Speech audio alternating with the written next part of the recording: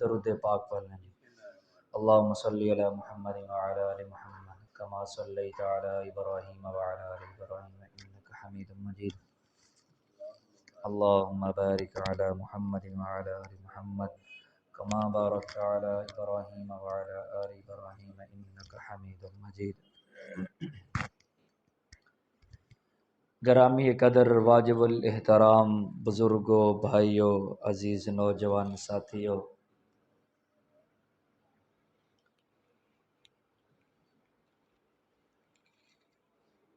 اس کائنات کے اندر مختلف قسم کے لوگ اپنے لیے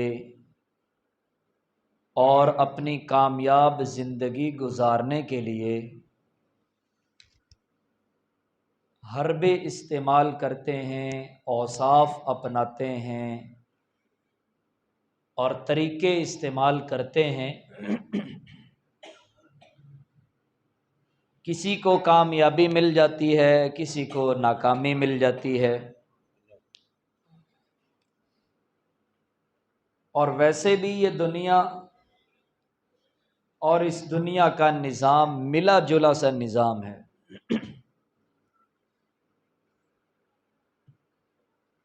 ایک ہی باپ کی اولاد ہے، کوئی خوش ہوتا ہے، کوئی پریشانیوں کا شکار ہو جاتا ہے۔ ایک ہی محلے میں شادی کا نظام ہے، اسی محلے میں اچانک کوئی فوت ہو جائے تو وہاں پریشانی اور غم آ جاتا ہے۔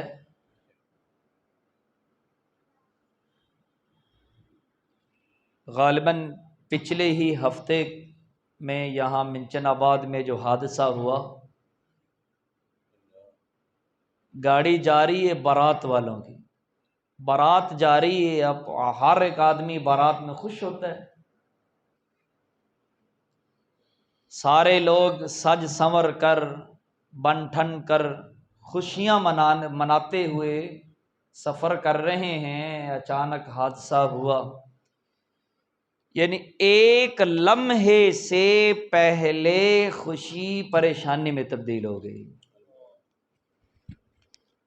اب بتائیں بندے کے بس میں کیا رہا؟ اور سننے میں آیا کہ ایک خاتون ویسے ہی بیچاری کھڑی ہوئی تھی محلے کی، وہ تو چلو دور سے آ رہے تھے، جو خاتون ویسے ہی کھڑی ہوئی تھی بس نے پلٹا کھایا، اس کے اوپر الٹ گئی، وہ بھی بیچاری وہیں شہید ہوگی۔ تو میں عرض کر رہا ہوں کہ انسان کے بس کی بات نہیں، خوشیاں خریدی نہیں جاتی، یا غموں کو اور پریشانیوں کو اپنے ارادے اور اختیار سے کوئی اپنے سے دور نہیں کر سکتا۔ کرتا کون ہے؟ اللہ ہی کرتا ہے۔ لیکن اللہ رب العزت نے انسانوں کی کامیابی کے لیے اپنے پیارے حبیب صلی اللہ تعالی علیہ وسلم کی وہ ہمیں زندگی عطا فرمائی ہے کہ جس زندگی کو سامنے رکھتے ہوئے اگر ہم زندگی گزارتے ہیں تو پھر یہ کہہ سکتے ہیں کہ صرف چانس نہیں ہوتا، 100% کامیابی ملتی ہے، 100% کامیابی ملتی ہے۔ تو آج سے گزشتہ پورے مہینے کے اندر نبی پاک صلی اللہ تعالی علیہ وسلم کے حسن و جمال کو بیان کیا گیا،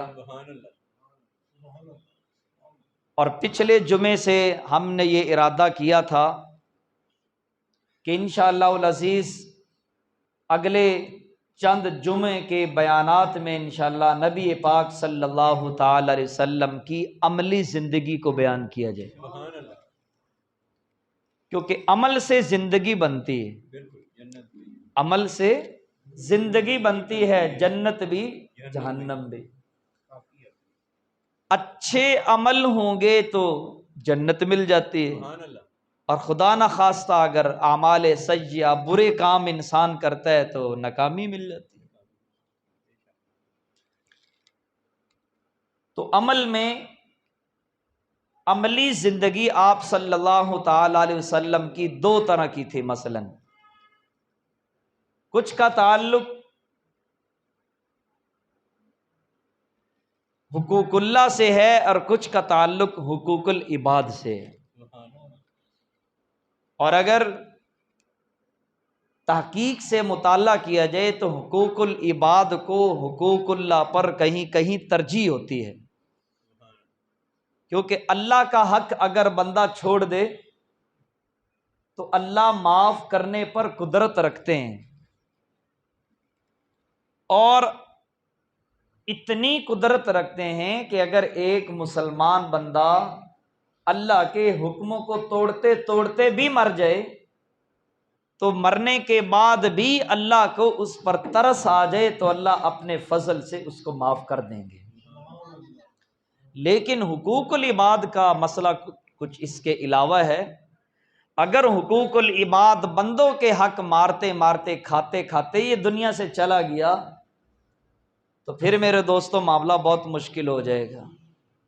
اس لیے، اور ہمارا مجمع چونکہ اکثر بازار سے تعلق رکھتا ہوتا ہے، کسی نہ کسی درجے میں تاجر حضرات ہوتے ہیں، تو میں نے سوچا کہ نبی پاک صلی اللہ تعالی علیہ وسلم کے زندگی مبارک کے وہ گوشے، وہ پھول جو تجارت سے تعلق رکھتے ہیں، بازار سے تعلق رکھتے ہیں، ان باتوں کو اجاگر کیا جائے، ان باتوں کا مطالعہ کر کے آپ حضرات کے سامنے رکھا جائے تاکہ پتہ چلے کہ تجارت کیسے کی جاتی ہے۔ اب ایک آدمی بازار میں بیٹھ گیا، بازار میں بیٹھنے کے بعد ہر آدمی کی کوشش ہوتی ہے کہ میں شام کو یہاں سے کامیابی حاصل کر کے جاؤں۔ کوئی دکاندار یہ نہیں چاہتا کہ میری خیر ہے میرے سامنے والے دکاندار وہ پیسہ کما کے چلا جائے۔ یہ انسان کی ایک فطرت ہے۔ ہر آدمی کہتا ہے کہ میری جیب بھری جائے، مجھے کامیابی ملے، جو کسٹمر جو گاہک آئے وہ میرے پاس خریدار آئے۔ ہونا بھی ایسے ہی چاہیے۔ ایک آدمی کی توجہ ہی نہیں دکان پر بیٹھے ہوئے تو وہ پھر یہ نیت کرے نہ کرے وہ تو شام کو خالی ہاتھ ہی جائے۔ یہ تو وہ کچھ کام ہیں جو بندے کے ذمہ دے۔ سب سے پہلے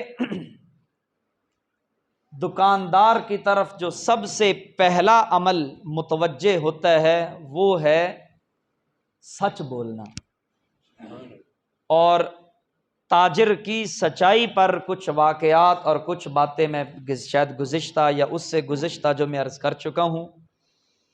آج جو میں نے گزارش کرنی ہے وہ یہ ہے کہ تاجر کی سب سے بڑی ایک صفت اور سب سے اچھی کامیابی کی صفت یہ ہے کہ وہ دھوکہ نہ دے۔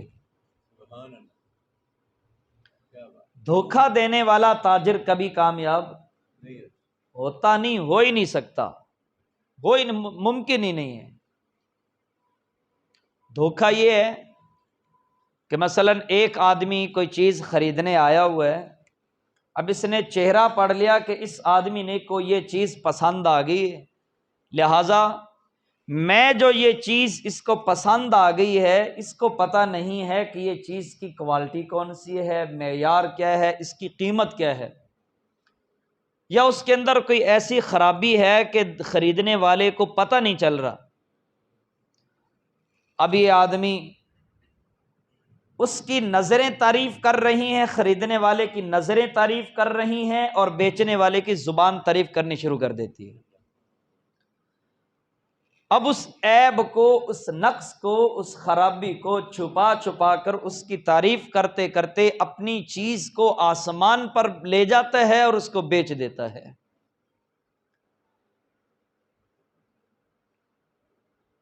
انسان کہتا ہے کہ میں نے خراب چیز بیچ کر کامیابی حاصل کر لی، ادھر اللہ کے محبوب صلی اللہ تعالی علیہ وسلم کا ارشاد ہے من غشنا فلیس منا، اس نے دھوکہ دے کر اپنی چیز تو بیچ لی، اپنا گلہ بھر لیا، اپنی جیب وزنی کر لی، اور اپنا شاپر پیسوں کا بھر کے گھر تو لے کر جا رہا ہے، لیکن اللہ کے رسول صلی اللہ تعالی وسلم نے ارشاد فرمایا من غشنا فلیس منا، اس نے دھوکہ دیا یہ میری امت میں سے نہیں ہے۔ اس پیسے کا کیا کرنا جس پیسے نے امام الانبیاء، وہ نبی کہ جس کا امتی بننے کے لیے سارے نبی کوشش کر رہے ہیں، نبی کوشش کر رہے ہیں، دعائیں مانگ رہے ہیں کہ یا اللہ اس نبی کی امت میں ہمیں پیدا فرما دے۔ اب یہ جس کو بن مانگے بنا بغیر کسی طلب کے، بغیر کسی دعا کے امتی بنا دے گیا، یہ امتی اپنے محبوب صلی اللہ تعالی وسلم کے ساتھ دھوکہ کر رہا ہے، آپ کی زندگی کو چھوڑ رہا ہے۔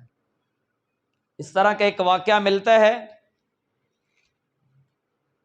صحیح مسلم کی روایت ہے من غشنا فلیس منا۔ ایک دفعہ حضور نبی کریم صلی اللہ تعالی علیہ وسلم بازار کی طرف تشریف لے گئے،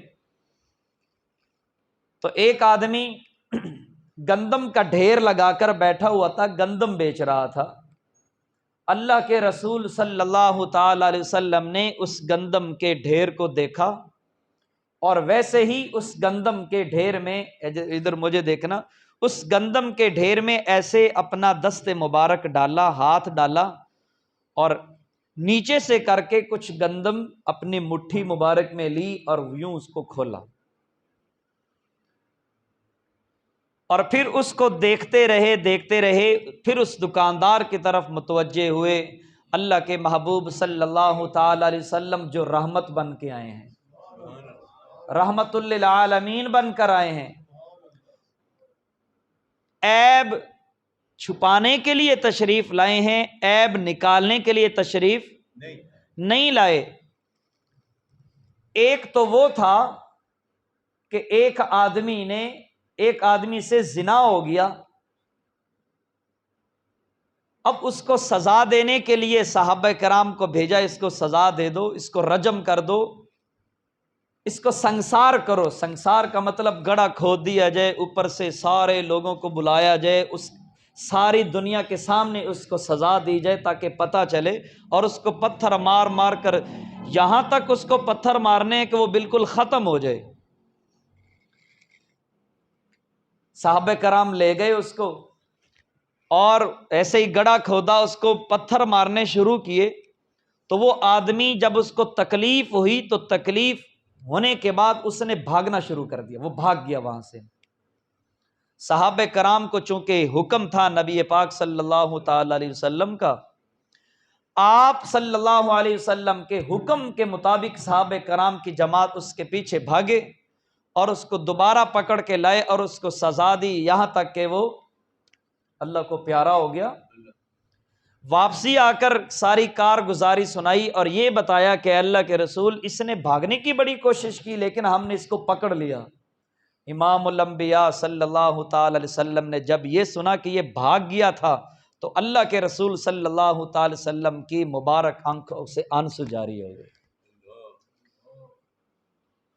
آنسو جب جاری ہوئے تو صحابہ کرام پریشان ہوئے کہ پتہ نہیں ہم سے کوئی غلطی ہوگی، لیکن اس رحمت والے پیغمبر نے ارشاد فرمایا کہ اللہ کے بندو، ہو سکتا ہے کہ اس آدمی نے اپنا جو جرم کا اعتراف کیا تھا، یہ بے ہوشی کے عالم میں اس نے آ کر یہ بات کر دی ہو کہ میرے سے یہ جرم ہو گیا لہذا مجھے سزا دی جائے، ہو سکتا ہے یہ بھول گیا ہو سکتا ہے یہ کوئی اور بات کرنے لگا ہو تو یہ بات کہہ بیٹھا ہو، اور ہم نے اس کے سزا کا اعلان کر دیا۔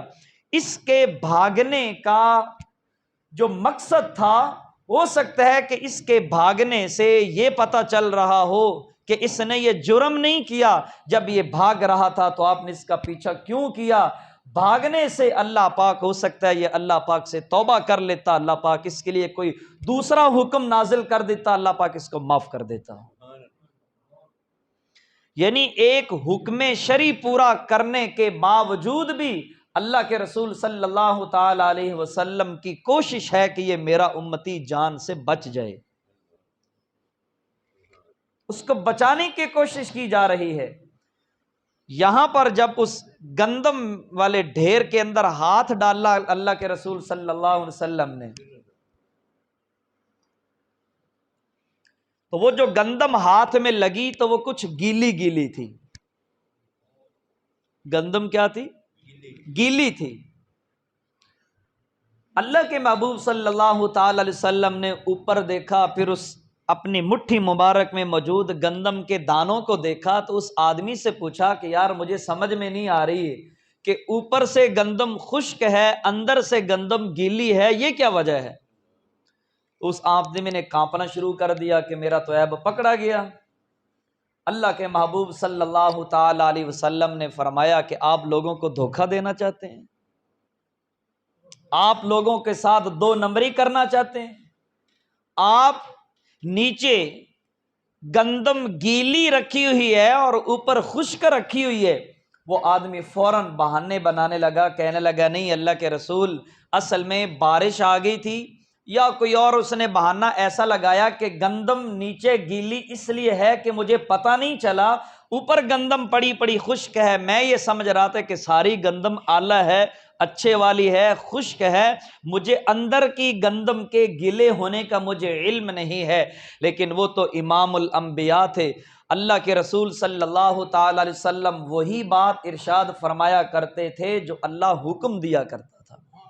وما ينطق عن الهوى ان ہوا الا وحی یوحی، اللہ کے محبوب صلی اللہ تعالی علیہ وسلم وہی بات اپنی زبان مبارک سے بولتے تھے، ارشاد فرماتے تھے جو اللہ کا حکم ہوا کرتا تھا۔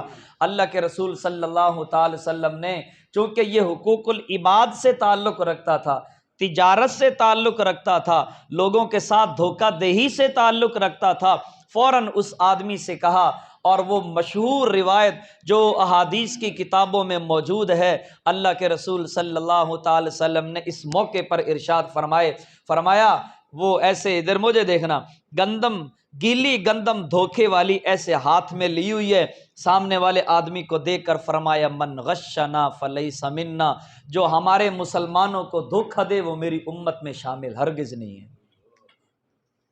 اس لیے میں تاجر حضرات سے میری گفتگو ہو رہی ہے، ہم دھوکہ دہی سے مت باز آ جائیں، دھوکہ نہ دیں۔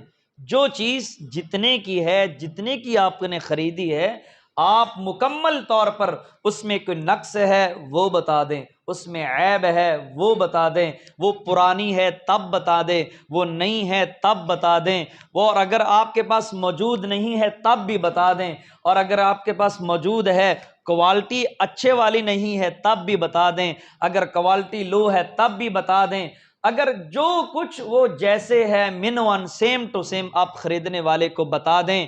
اللہ کی قسم، آپ کے دھوکے سے بچ جانے سے، سچ بول دینے سے، امانت داری کرنے سے، اگر آپ کو 1000 کی بجائے اگر آپ کو 300 روپے وہاں کمائی ہو رہی ہے تو یہ 300 روپے 1000 کی بجائے آپ کے لیے بہتر ہوں گے انشاءاللہ، اللہ پاک اس میں برکت ڈال دے گا۔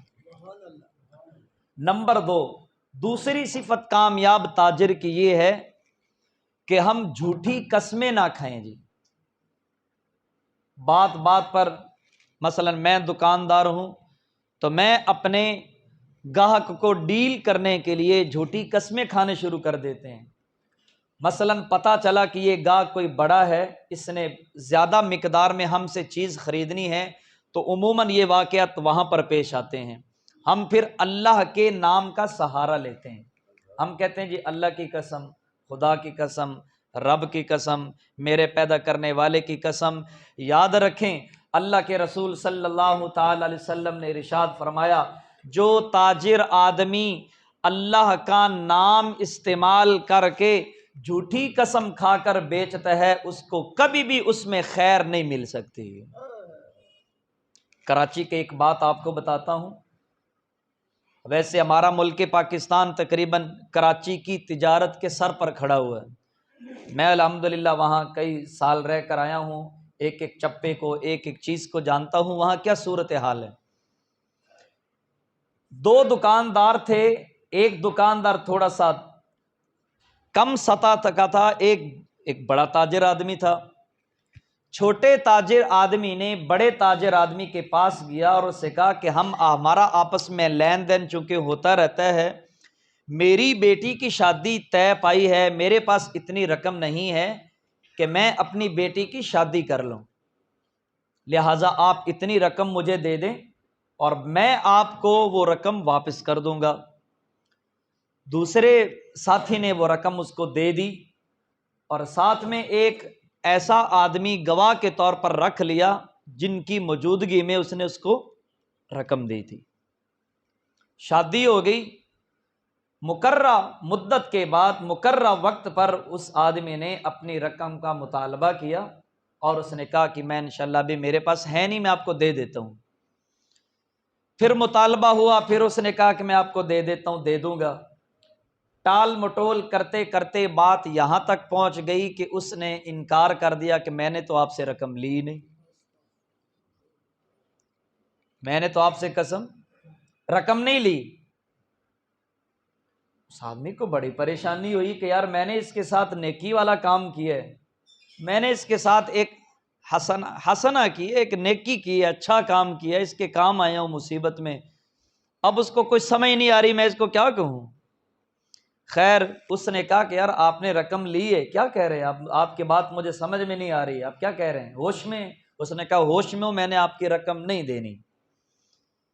بات چلتے چلتے کیس پر چلی گئی، جج نے آمنے سامنے دونوں کو دائیں بائیں کھڑا کیا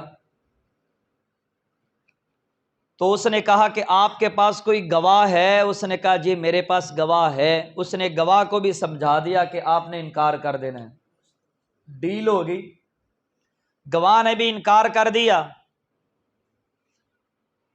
اب بات یہاں آ گئی، جج صاحب نے یہ فیصلہ کر دیا کہ آپ قسم کھائیں کہ میں نے اس سے رقم نہیں وصول کی، اور وہ قسم کھانے پر بھی راضی ہو گیا۔ میں جو بات کر رہا ہوں کہ جھوٹی قسم سے اپنے آپ کو بچانا، اس کی بڑی نحوست ہوتی ہے۔ جج نے فیصلہ کیا کہ اس کو وضو کرایا جائے اور اس کے ہاتھ میں قرآن پاک پکڑا دیا جائے۔ ویسے ایسی حرکت سے باز رہنا چاہیے۔ ہم طرح طرح سے آپس میں خاندان میں اگر کوئی بات ہو جائے تو ہم فوراً اس کو مسجد میں لا کے کھڑا کر دیتے ہیں، اس کے ہاتھ میں قرآن مجید پکڑا دیتے ہیں اور کہتے ہیں جی قرآن اٹھاؤ، جی قسم اٹھاؤ۔ ایسے کام نہیں کرنے چاہیے، اس سے اللہ کی قسم خاندان برباد ہو جاتے ہیں، اس سے زمین میں غرق ہونے کا خدشہ بھی ہوتا ہے۔ کیا قرآن پاک اس لیے نازل ہوا تھا؟ یا اللہ کا گھر اس لیے ہے کہ یہاں پر جھوٹی قسمیں اٹھائی جائیں؟ اس لیے نہیں ہے۔ خیر میں بات کو شارٹ کر رہا ہوں۔ قسم اٹھانے کے لیے وہ آدمی تیار ہو گیا، وضو کر لیا۔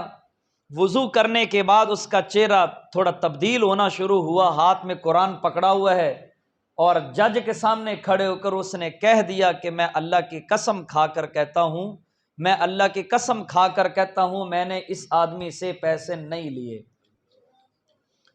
تو وہ تو بھئی بڑے پیمانے کا تاجر تھا، اس نے سوچا کوئی بات نہیں ہے، چلو اللہ کے حوالے معاملہ کر دیا۔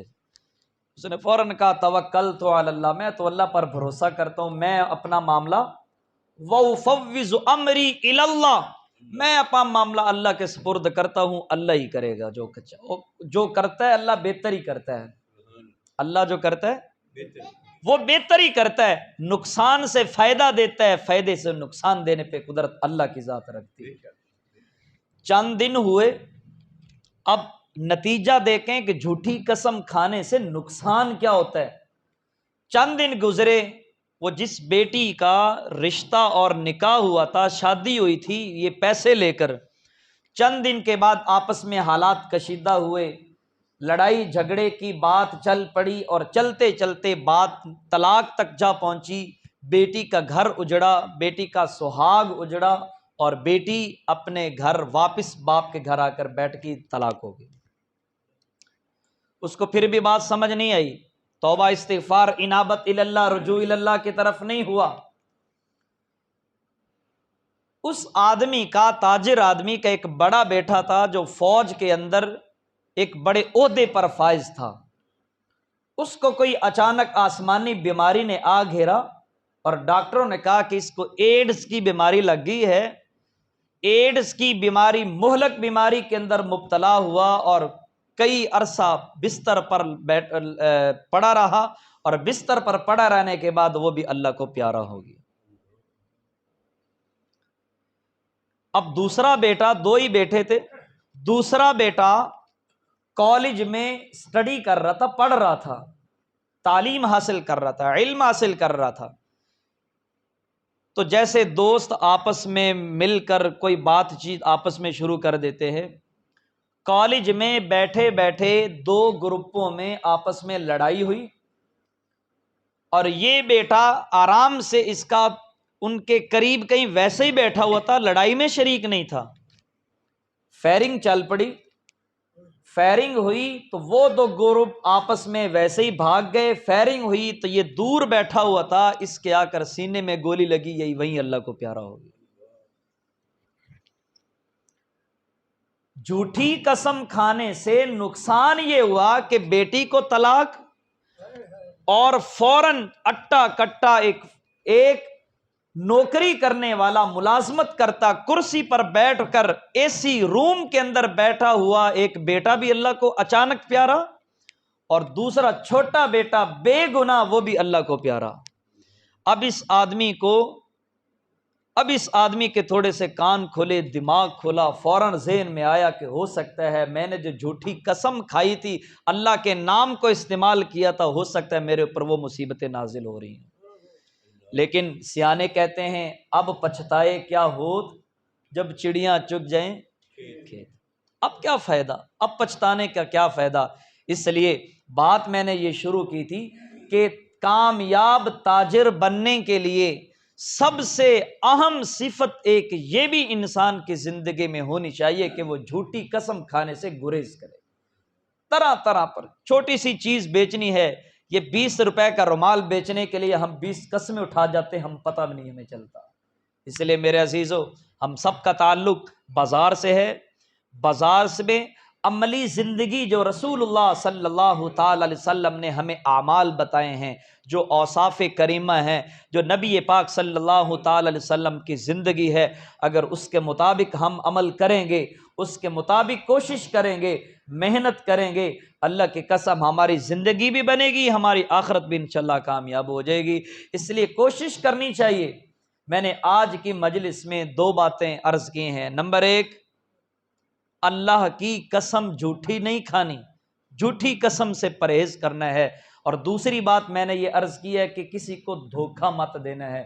دھوکے کے بارے میں اللہ کے رسول صلی اللہ تعالی وسلم نے ارشاد فرمایا، من غشنا فلیس منا، جو بازار میں بیٹھ کر میری امت کو دھوکہ دے وہ میری امت میں شامل نہیں ہے۔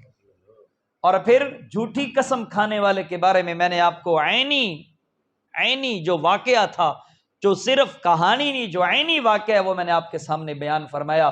اور ویسے بھی اللہ کے رسول صلی اللہ تعالی وسلم نے تمغہ دیا ہے، تمغہ اس کو ماڈل دیا ہے، اس کو انعام دیا ہے، گفٹ دیا ہے، کیا کہ التاجر الصدوق الامین مع النبیین۔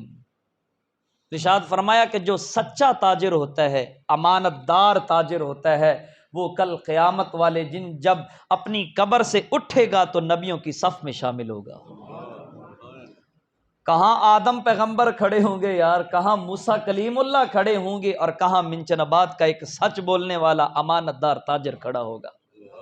دنیا رشک کرے گی، اللہ کی قسم یہ کون ہے جس نے 1,00,000 روپیہ صرف جھوٹ بولنے پر اس کو مل رہا تھا، لیکن یہ جھوٹ اس لیے اس نے نہیں بولا کہ کہیں میرے محبوب میرے سے ناراض نہ ہو جائے، کہیں اللہ کی ذات ناراض نہ ہو جائے، اس نے 1,00,000 روپے کو لات ماری، اللہ کے رسول صلی اللہ تعالی وسلم کی سنت کو سینے سے لگایا، اور وہاں ایسے میرے محبوب ایسے کھڑے ہوں گے، میں اپنے انداز میں کہہ رہا ہوں، وہاں ایسے میرے محبوب کھڑے ہوں گے، میرے امتیا آپ نے 1,00,000 روپے صرف میرے ایک فرمان پر قربان کر دیے تھے، آج میں آپ کو اپنے ساتھ جنت میں لے کر جنت میں داخل ہو جاؤں گا۔ میرے عزیزو، یہ وہ صفات ہیں جو ہمیں اپنانی چاہیے۔ اللہ پاک مجھے اور آپ کو عمل کرنے کی توفیق عطا فرمائے۔